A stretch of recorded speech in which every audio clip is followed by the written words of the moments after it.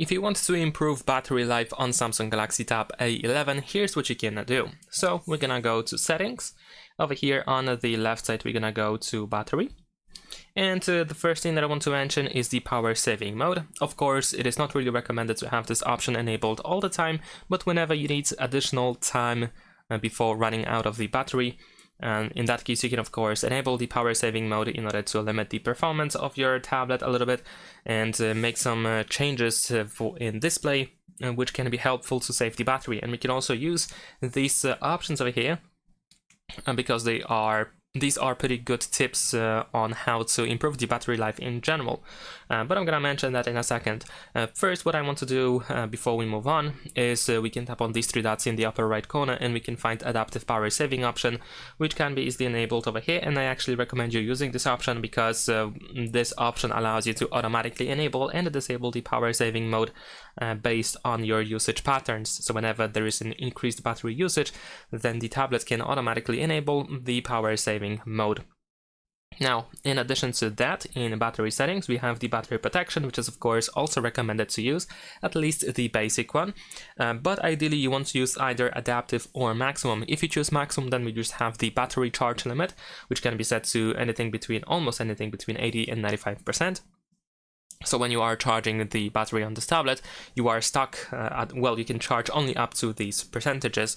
And the reason why you want to use this feature is because now batteries on these devices, such as smartphones and tablets, are built in such a way that the 80% is like the sweet spot when charging. If you charge to 100% all the time, then you will definitely speed up the process of battery aging.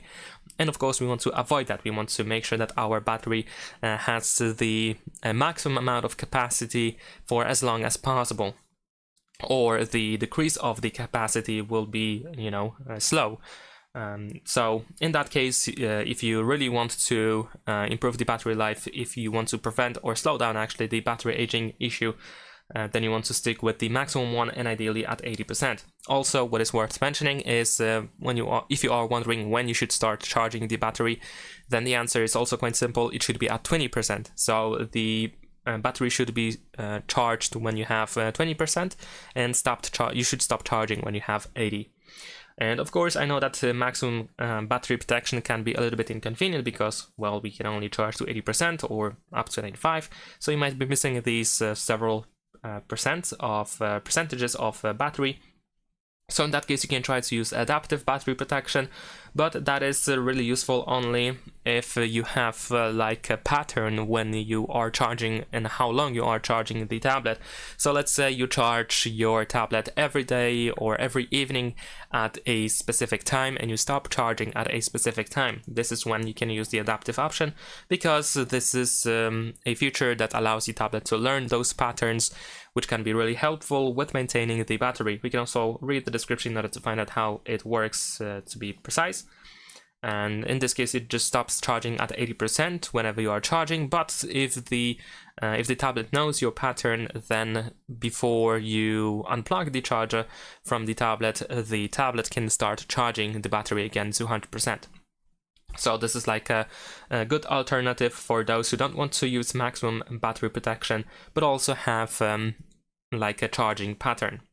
And if you don't have a charging pattern and you don't want to use maximum, then of course you can just stick with the basic battery protection. In addition to that, we have charging settings where we have fast charging. Some people consider fast charging to be have a slightly negative impact on the battery, so of course you can turn it off if you want to, if you think so. In my case, I don't really think it matters that much, but of course, like I said, if you believe that fast charging impacts negatively on the battery, then you can turn it off over here. And besides battery settings, what you can also do is you can go to location, and over here we can find location services. And what you can do is you can disable Wi-Fi scanning and Bluetooth scanning. You don't really want to use these features all the time. They don't have to be enabled all the time. Only when needed, of course, we can use them, and they can actually save you a little bit of battery.